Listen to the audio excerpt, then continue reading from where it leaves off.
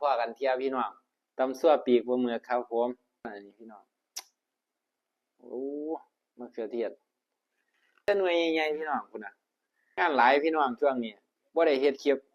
คำแรกแห่งหมันเพื่อพี่เพื่อน้องสู้ผู้สู้คนเด้อครับผมมาเด้อแซ่บๆนำกันกับบ่าวหนองจัดเลยครับ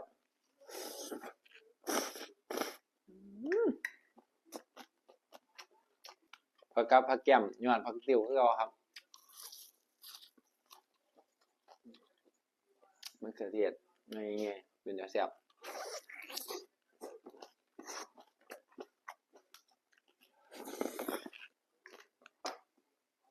แซ่บคักพี่น้องมาเพื่อพี่เพื่อน้องเด้อครับเด้อคำใหญ่ๆเลยมันจังแซ่บ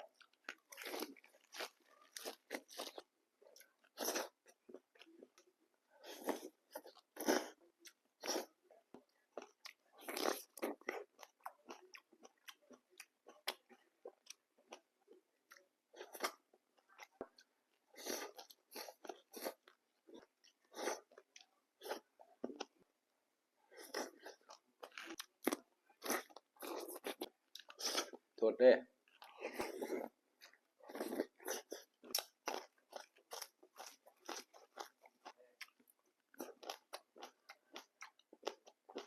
จัดไปครับ